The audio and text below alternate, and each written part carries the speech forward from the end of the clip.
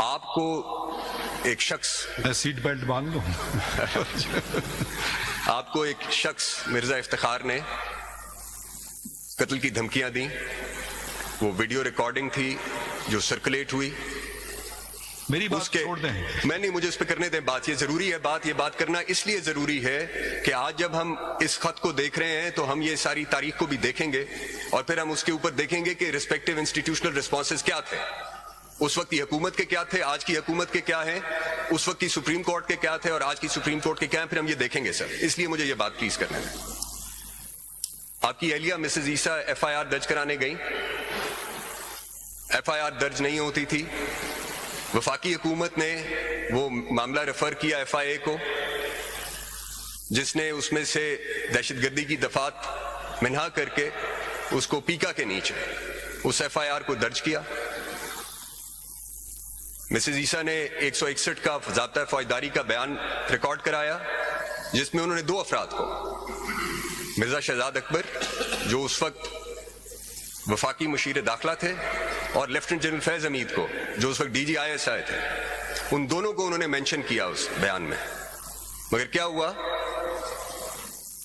کوئی ایکشن نہیں ہوا وفاقی حکومت کی طرف سے. اس وقت سپریم کورٹ نے کنٹیمپٹ آف کورٹ کی پروسیڈنگز انیشیٹ کیے اس شخص کے خلاف, مرزا افتخار کے خلاف, چارج فریم کیا, مگر اس کے بعد کچھ نہیں ہوا.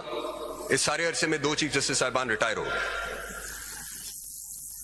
تو میں یہ آپ کو یہ ضرور بتانا چاہتا ہوں کہ جب آپ کسی بھی حکومت کا کانڈکٹ دیکھیں گے تو آپ یہ بھی دیکھیں گے کہ اس وقت کی جو وفاقی حکومت ہے اس نے, آپ نے کہا within 24 hours, less than 24 hours, prime minister was here.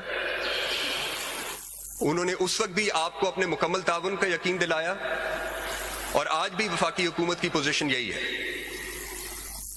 ہم نے انکوائری کمیشن بنایا صرف اس حد تک بنایا کہ وہ وفاقی حکومت, قانون کہتا ہے کہ وفاقی حکومت نے اس کو منظور کرنا ہے.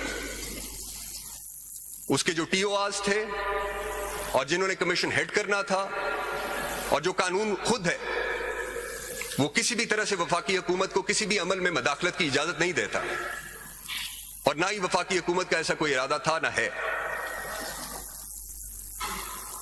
اب جو اس خط کے مندرجات ہیں اس پہ ظاہر ہے میں بات نہیں کر سکتا, مگر جو ہمارے ذہن میں تھا 2 چیزیں تھیں. ایک یہ تھا کہ یہ واقعات ایسے ہیں جو کچھ عرصہ پرانے ہیں, کچھ تقریباً سال ہو گیا ہے, 11 مہینے ہو گئے. یہ ایسے واقعات ہیں جس پہ شواہد کو کلیکٹ کرنا ہوگا, گواہوں کے بیانات کی جو ہے وہ بھی ریکارڈ کرنے ہوں گے.